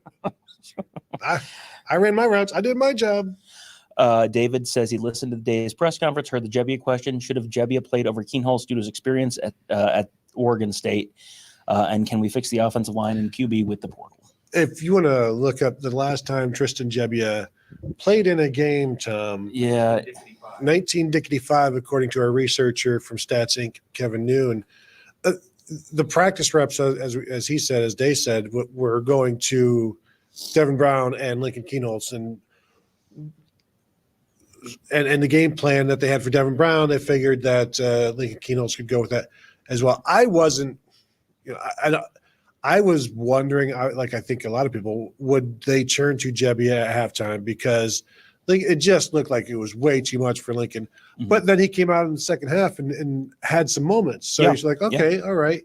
And it was interesting listening to Lincoln Keenholz after the game. Everybody's so upset about this loss. He's like, man, that was awesome. That was an awesome opportunity, awesome experience. It's going to be part of my foundation for next year, building on that. So he took it the right way, and his teammates really appreciated him stepping up as best he could. True freshman being put in a terrible situation. I don't think anybody is upset with Lincoln Keenholz on the team. No. They're upset with they can be upset with the offensive line. Obviously, the Brotherhood's going to stick together, but it's like, come on. Yeah, well, the Brotherhood's going to stick together. They also, at one point on the scoreboard, and I tweeted about this, and a lot of people said, hooray. The scoreboard showed Cade Stover in the huddle absolutely ripping the offensive line a new one. It was when they were pinned back deep, and they started with a drive on the ball with on their own 6-yard line or something, and then lost yards, and it was like 3rd and 15 from their own 1, and they called a timeout, and Cade Stover was lighting them up like I have never seen Cade Stover light anyone up before. Was that before the half? They're trying to run the clock out? Yeah, they were just trying to run the half out. Yeah. Oh, it was on TV too. Okay. Yeah. It was. I think the Brotherhood only goes so far. You've got to be able to do your job. To answer your question on Tristan Jebbia, the last time he played in the game was December 17th, 2022. Oregon State playing Florida in their bowl game, 5 of 6 for 24 yards. Last time he threw more than 6 passes, November 27th, 2020. So, I mean, I get it. Like in that game, 23 for 37 for 263 yards and 1 touchdown. That is literally during the COVID season. Ohio State played like 5 games after that in the COVID season. I mean, so it has been a minute since Tristan Jebbia has played the game. Now, I think this does go back to what I was saying earlier, which is like Youngstown State, throw them out there. Like, you gotta have your guys ready. You can't. We didn't think he was ready. Well, whose fault is that? Yeah, and you put Tristan Jebbia out there, they're still going to attack him. And if Ohio State does nothing to help him out, then, but at least he's been in that spot before. I think the passing game would perhaps be better, but he's not going to be as mobile to get away from stuff. So, not a great decision. Yeah, not a great. There's no good decision, right? Basically. Yeah, you're in a spot where it's really kind of a no-win situation, but also you limited your options where that didn't make it a more-win situation. You painted yourself into a corner a bit with the lack of plays. Super chat from David Turkoleski. How is Kevin doing after Picklegate? Kevin, give us 30 seconds. I don't even need to give you 30 seconds. I feel sicker now than I did after Picklegate. And I will feel sicker for more than the 90 minutes that I did after Picklegate, watching frustration of banging your head against the wall over and over and over again.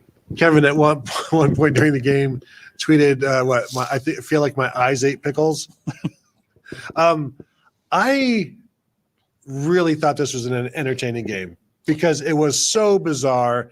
And it's a little bit of the freak show, the bearded lady, the 3-armed crab boy, stuff like that. It's like, I want to see that. World's largest pony. It's actually just a horse, but we didn't know. There was some entertainment to it, but then at the end, it just, when the defense gives up, then it's like, oh, I did not need to see the world's fattest boy.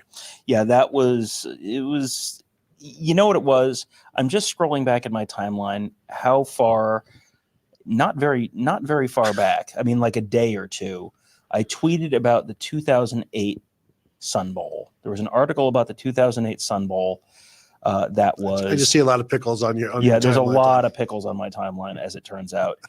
But there was an article about the 2008 Sun Bowl, which is the very famous for people in a very specific, with a very specific taste in college football, that ended up 3-0, Oregon State beating Pitt in the Sun Bowl in 2008. And I read that article and I thought, oh, I love that game. That's such a great, it's a great, weird, the Sickos Committee has kind of co-opted that type of college football fandom now. But I'm college. I'm like the hipster. Right. You liked it before that. Before it was popular. I had an Oregon State hat from that in my eBay shopping cart for quite a while. Never actually followed through, but I've been a big 2008 Sun Bowl person for a long time.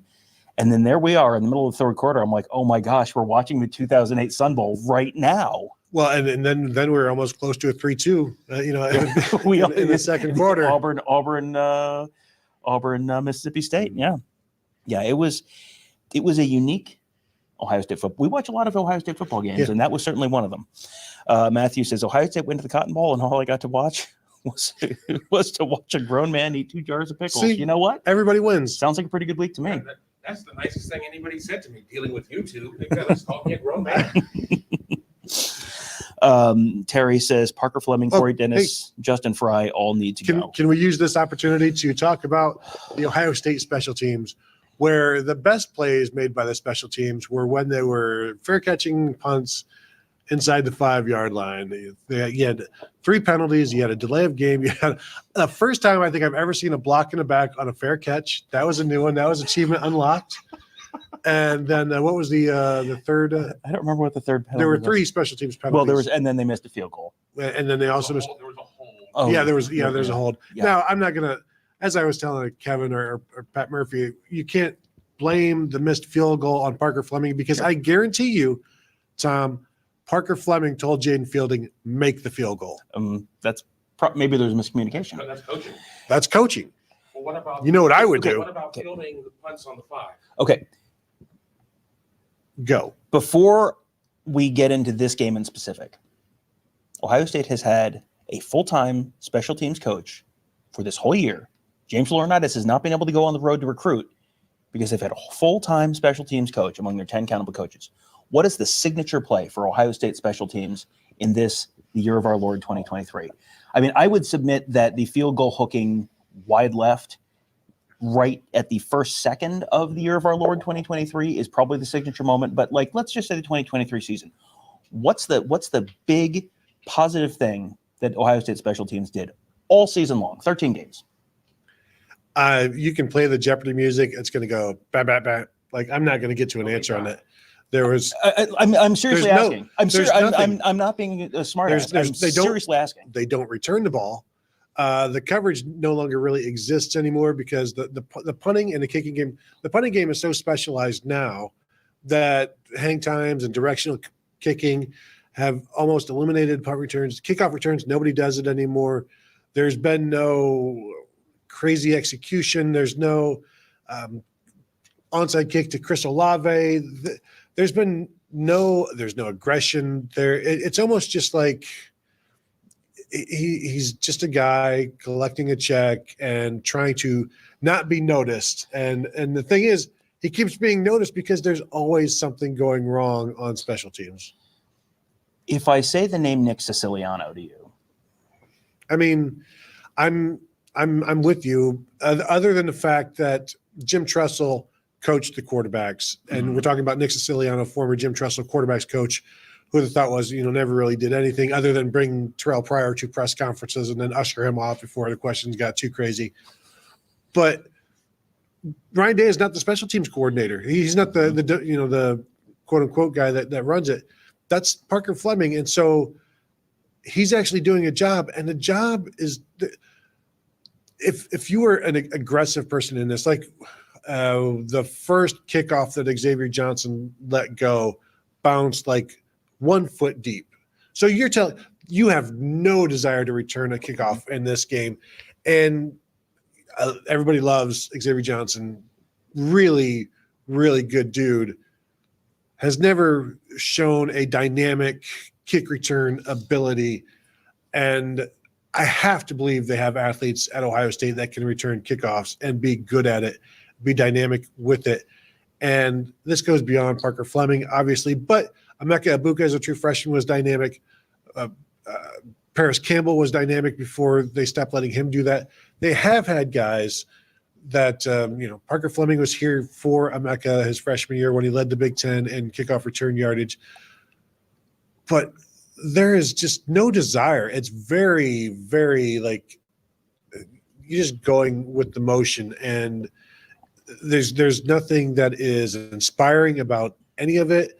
And I know Ryan Day talks about the great thing about special teams is Parker's teaching them all about football and leverage and tackling and blocking, because that's all football is.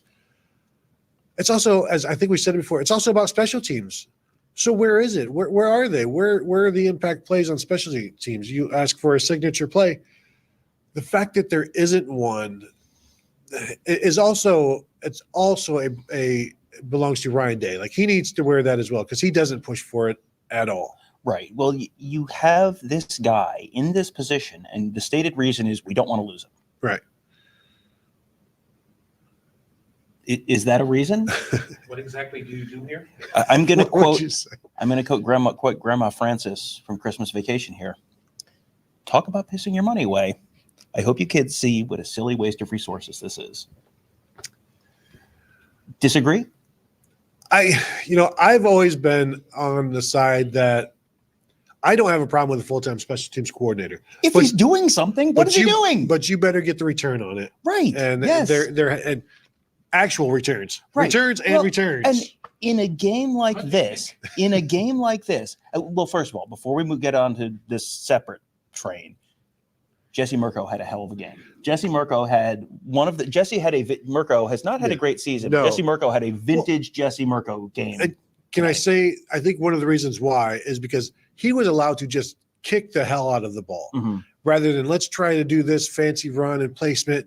They were just because they're always kicking from inside their own 20-yard line. So it was always just like kick the ball as far as you can. And that's good strategy. So do it.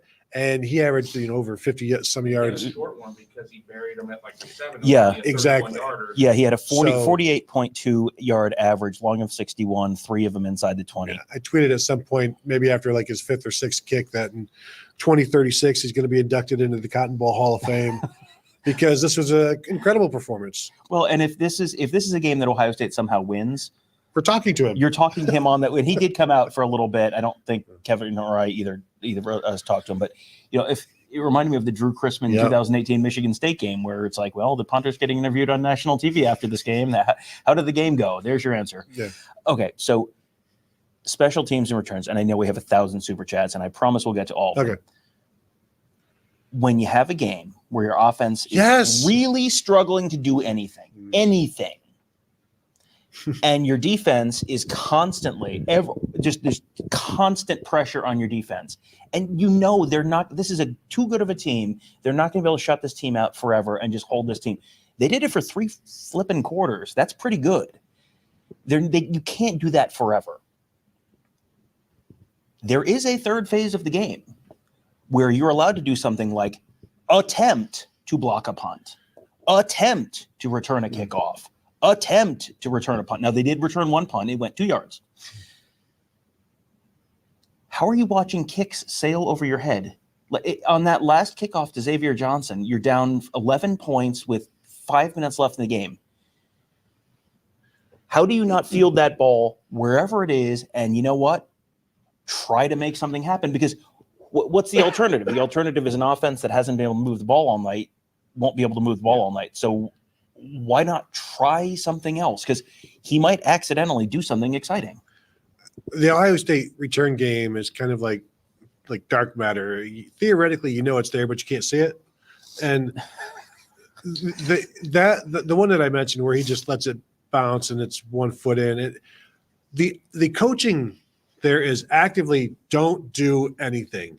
And how is that a productive approach to any phase of any game? If you take that approach, take that theory, and we will get to the super chats, to offense, and you say, whatever you do, don't do anything. Is that winning football? You do it with defense. Whatever you do, guys, don't go do anything. And that's what they're telling them with the special teams. And so if that is your thought and that is what your desire is, don't do anything. Fine with return game. We've talked about that in years past where Ohio State doesn't need to return kickoffs because they have CJ Stroud, they have Dwayne Haskins, they have Justin Fields. 75 yards is no problem for them.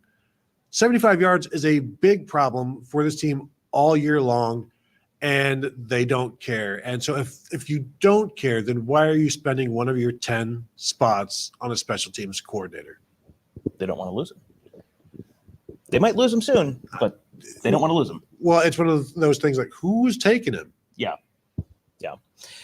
Jimmy Kramer says there has to be more to why they did not try to change anything. It makes no sense to let an inept line keep playing with no attempted changes. Well, they did change, obviously, with Matt Jones and Enoch Famahi, but they put in their number 6 guy. I guess they feel, their second best guard, third best guard, and Enoch Famahi, and went there. I wonder if they would have been better off with Josh Fryer at guard and Luke Montgomery at tackle. Now you're changing a lot. And Missouri's speed rushers are good, and they gave Ohio State's tackles trouble.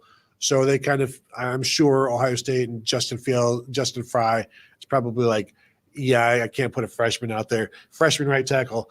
They didn't know there was going to be a true freshman quarterback.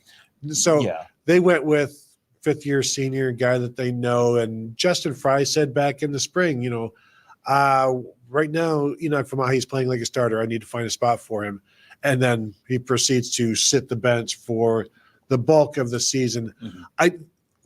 There's nobody else to go to that they trust. And so you can't just, especially on the offensive line, things are already bad. You can't go with somebody worse just to try to get something done.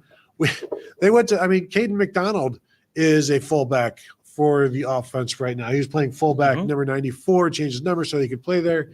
They also had Tager Shabola out there as a fullback / tight end when they were going with their power heavy look. So they're trying to do something. And when you have to go to the defensive line to help your offensive line, and we saw it with Caden Curry as well in the past, that tells you how they feel or how much they trust certain guys. And again, that falls on Justin Fry to get guys ready and to only have as many as they did. And Josh Simmons got better as the season went on. Just imagine where they would have been without him this year, because now you're talking Josh Fryer at left tackle, maybe Luke Montgomery at right tackle, maybe Tager Shabola at right tackle. And maybe Tager Shabola should have been the right guard, because Enoch Famahi struggled in this one. Yeah, and I don't know how much Tager Shabola's been repping at right guard. I mean, I think there's sort of an assumption that it couldn't have been worse, and it can always be worse. I mean, you as all the people who looked at Kyle McCord on the season and said it couldn't be worse have learned. There you go. This evening, it can always get worse. Good mood for entering the year 2024. It can always get worse. Kids, it can always get worse. Wingman Ted says, I have training staff concerns, JSN, Brown, and Devin Brown and Mayan Williams. I mean, if football injuries happen. Those are on field. I mean, Devin Brown sprained his ankle because he got hit and sacked. Was that the same ankle as? It's a different ankle. Different ankle. Okay, so this is not the same ankle keeps getting hurt. This is, the same ankle got hurt, and then now the other ankle got hurt. Like, football players get hurt. That's a thing that happens. I know that and frankly, I think that in this off season, Ryan Day said you're going to be looking at everything, and I think that has to include evaluation of strength staff and training staff, sure. and I mean, you gotta really do a top to bottom look, and this is a year when Ryan Day needs to really figure it out, because you're gonna, this year, I think, we said no, absolutely not. You're not making a change on the head coach. That's not where you are right now. You got a new AD next year. Sometimes new ADs like to have their own person in the big chair. So if you don't hit your goals next year, you got a new AD. So my recommendation would be to hit at least some of your goals next year. Yeah, I did have a see what you think about this. I had a talent evaluator DM me and say, well, you can check off the list that Devin Brown is injury prone. And that's the sample size is so small. It's right. I understand it. And I've had the thought, and I don't know if that's fair or not. It's not fair. It's just, but when you're the running quarterback, you're going to get hit a bunch. And when you get hit a bunch, you can get hurt. I mean, Brady Cook took a hit from, I think it was Cody Simon.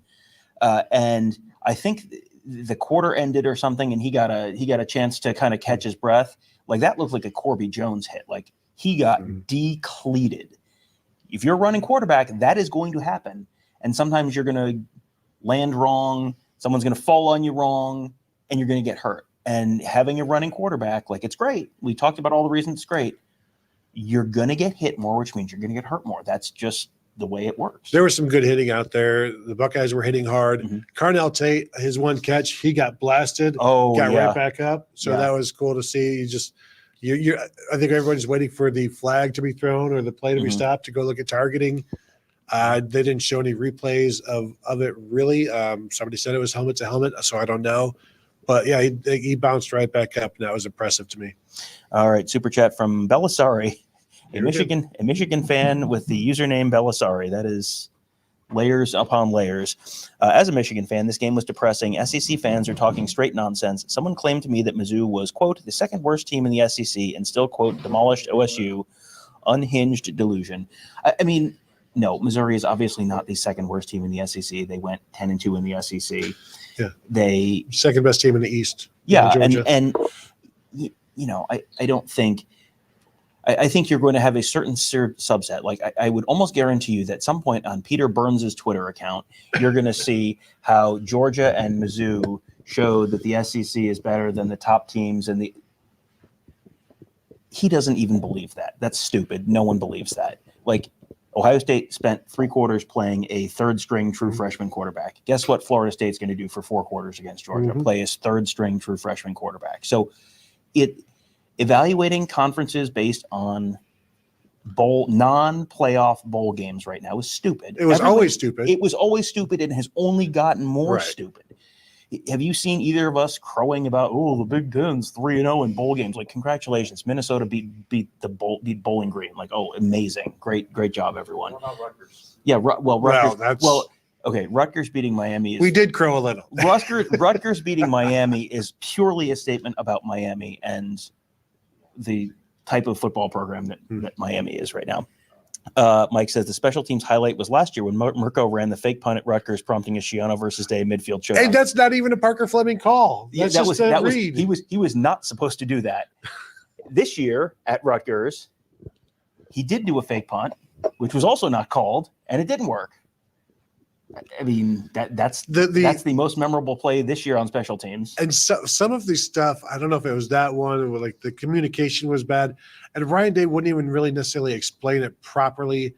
Parker Fleming couldn't necessarily explain it properly why that all went bad. I do give Parker Fleming credit for talking to us a few weeks back or a month or two ago, because nothing has gone well for him this season. So to come out there and get grilled for like 30 minutes. But again, your $500,000 a year will help you overcome that.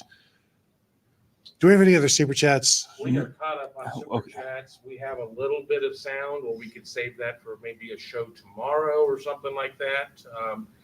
It's up to you. It is up to you. Well, we threw some. The world is your tainted oyster. Don't ever say those 2 words. I'm feeling better now. I said something naughty. Do you want to listen to some sound? Sure. Let's let you hear a little bit from Steel Chambers.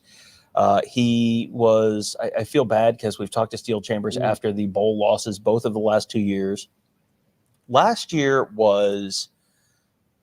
I think he was in tears after the game. Like it was last year was because there was national championship hopes, last play of the game. This year, as soon as Lincoln Keenholz came in the game, it was kind of like, yeah, well, what are you going to do? Like this is, and I just like our whole, before we get to Steel Chambers, I do want to make super clear here. This one game, whatever, man, like you have your true freshman, third string from South Dakota, wasn't in for the spring, quarterback in. Like, what are you going to do? This loss is not one that's like, much as this loss doesn't actually mean anything, and vis-a-vis the SEC, this loss doesn't really mean anything vis-a-vis Ryan Day, other than you got some bigger picture stuff. Like this loss is sort of maybe a product of some of the bigger stuff, like some staffing things, some personnel management things that we talked about earlier. Clarify some things, perhaps. It does. It should. And if it doesn't, then that's a concern. Yeah. Then you're not meant to be not everyone is meant to be the big boss, to be in the big chair. And sometimes you got to do stuff. Sometimes you got to fire people you really like personally because they're just not getting it done. That's what the big chair is. And if you don't want to do that, that's cool. You can have a wonderful career not, doing all the other stuff you're good at. But if you want to be in the big chair, you got to do the big chair job. What is going to be worse, and we'll get to the sound, losing this game or next year losing in the first round on the road of a playoff? Because that's not going to be great either. Well, no. And that leads right into a super chat from Troy. Is there any reason to be excited for next year? This feels empty as hell. Yeah, there's a lot of reason to be excited for next year. Next year, everything is different about college football. Everything is different about college football. And it has never been easier to bring in free agents. Free agency is in college football now. So it has never been easier to go, okay, problem. We're bringing a guy there, bringing a guy there, bringing a guy there. Like it has never been easier to go, well, we don't have a quarterback. Like, well, what do we do? Well, you bring one in. Well, we feel like we're short a guy or two on the offensive line. All right, well, guess what? You bring someone in. Those problems have never been easier to fix. And all of the systemic advantages of Ohio State are still there. There's nothing to be excited about if you're an Indiana football fan. Well, they've got a new coach, but still, you know what I mean? Like Indiana football is never getting to where Ohio State is right now, where you're feeling like this is hopeless and pointless. Indiana football can't even dream of getting here. All the systemic built-in advantages are still there. All the ways that you can improve so quickly are still there. You have all the resources to do it. Now let's just see you do it. And it could be a pretty darn good defense next year as well.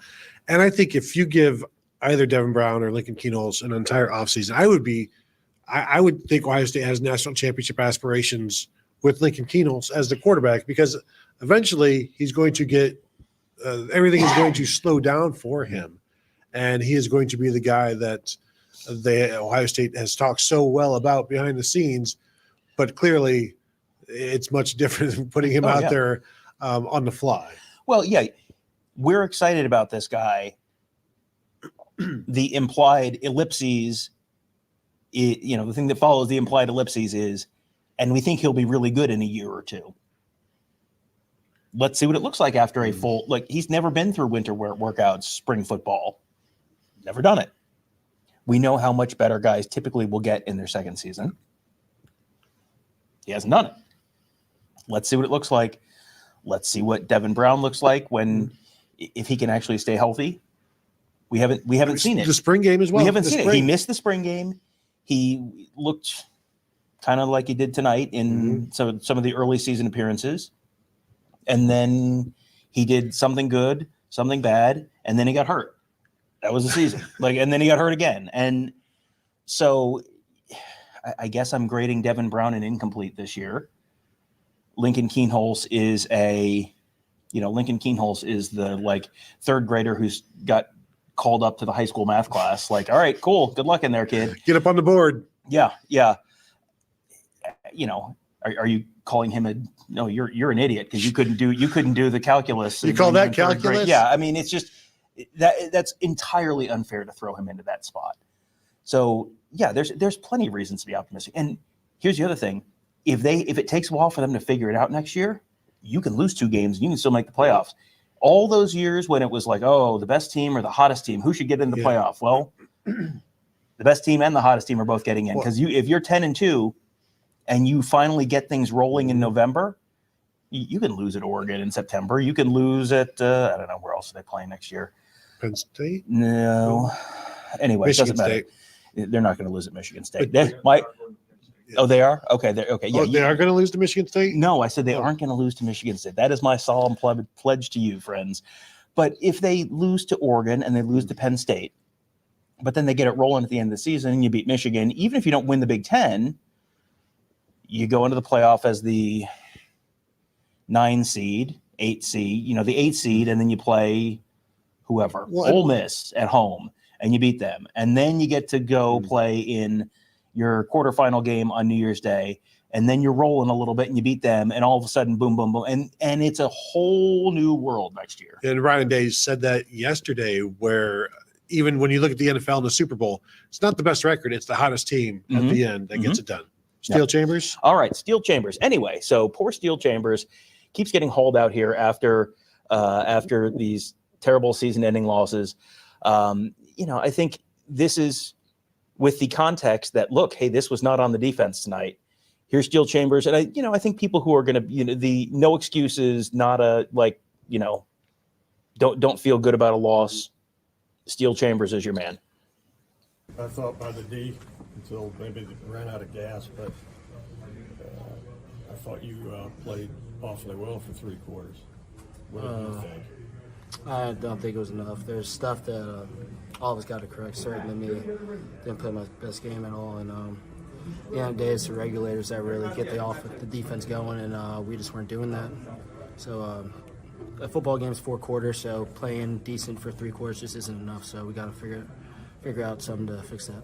What happened in the 4th quarter? Did you guys just kind of wear down over time, or what was the difference in the 4th quarter? It's just got to be assignment sound. There's stuff that we were just out of place on a couple plays, just letting 4 or 5 yard runs go by, not thinking much of it. And at the end of the day, that's what killed us. We just got to be more assignment sound, and just got to play better. Still, Coach Day was telling us this week about how much the team really rallied around Devin this month as he was preparing for this, and just how much did it throw things off to see him get knocked out of the game like that?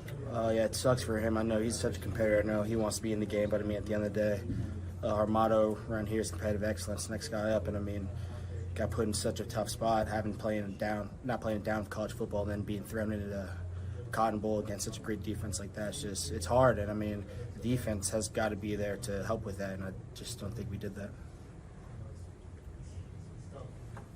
How do you look at the future for the program? I just want to go back to the hotel, rally around the guys right now. Don't really want to think about that right now. To only allow 14 points to an offense that's good, though, what do you see that this defense showed the guys who are going to be back, showed what this defense is capable of next year? It shows potential. It's a hell of an offense we played. Gave up 14 points, but still didn't play our best ball. So I attribute that to Coach Knowles and all the preparation that he puts in. I attribute that to guys like Jack, JT, Cody, IGB, just everyone on that defense that comes in day out and works their ass off. So.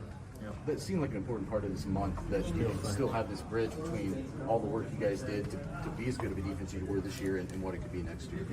Repeat that, please.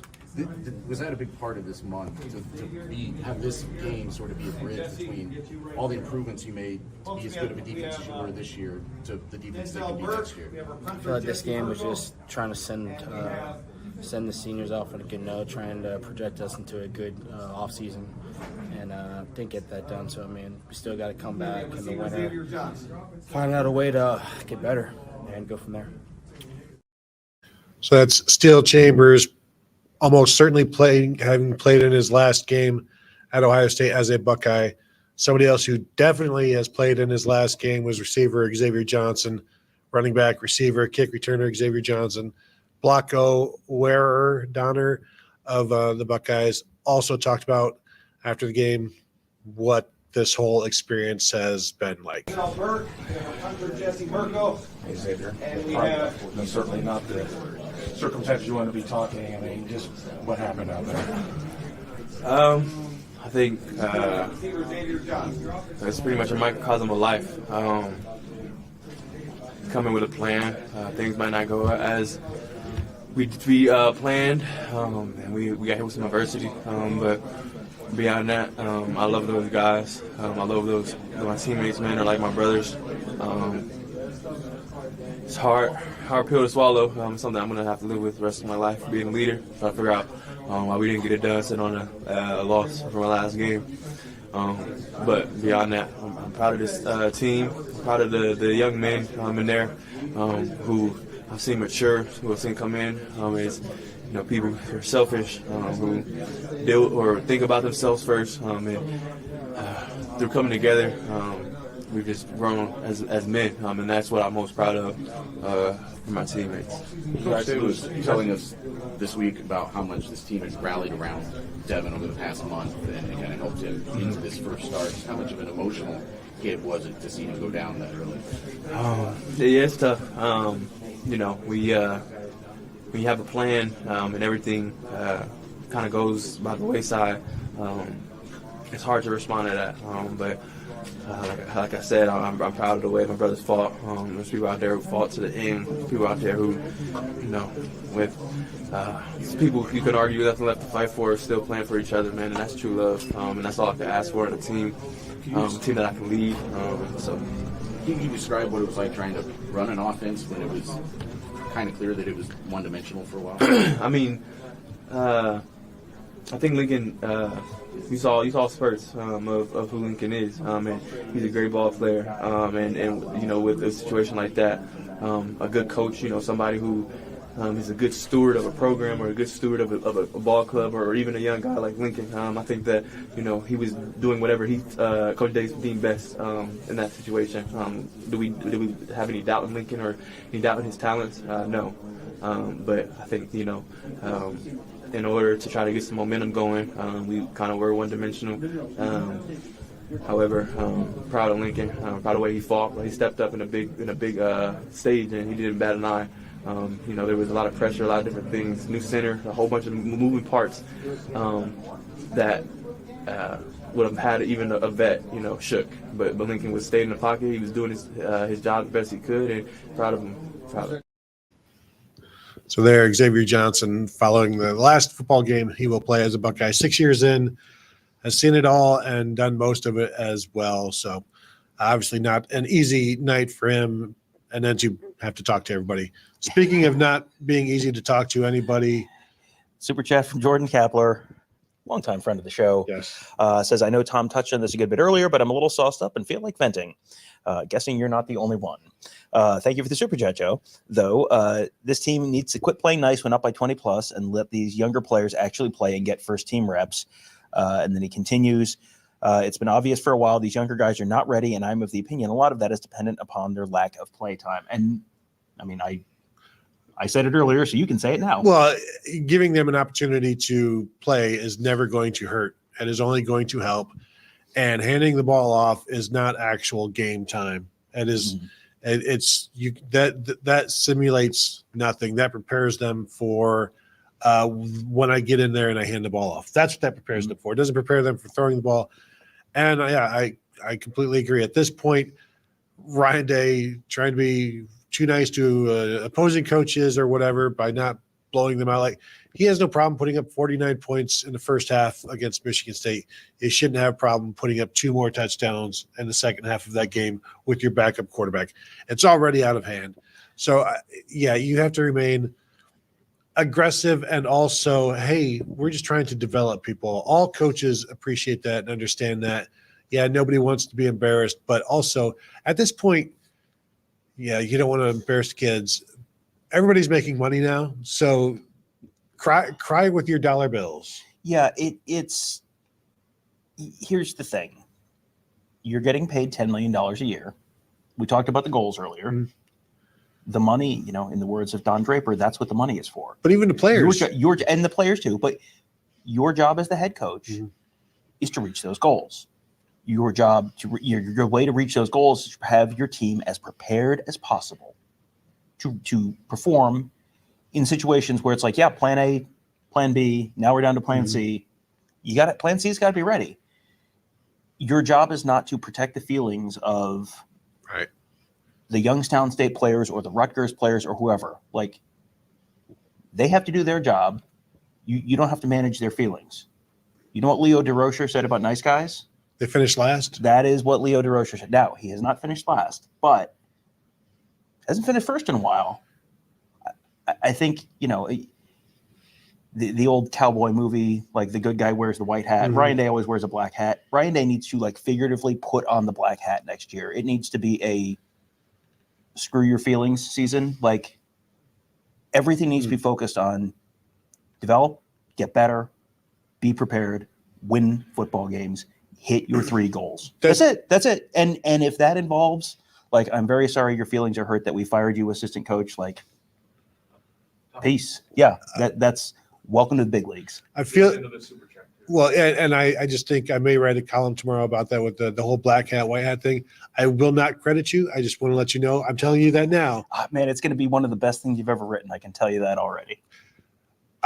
With punctuation and everything. Some punctuation. JC Beckner says, "Well, Ryan Day finally give up the play calling duties." This goes directly into the some people aren't made to be in the big chair. If you want to be in the big chair, that's fine. Ryan Day just sat in a press conference next to Eli Drinkwitz and listened to Eli Drinkwitz talk for 2 minutes about the fact that all the great benefits that came from him focusing on doing his main job as the head coach and not being a micromanager of offense. If you don't trust Brian Hartline to call plays, and very clearly this is in the same way we had very clearly you don't trust your quarterbacks based on how you're calling plays.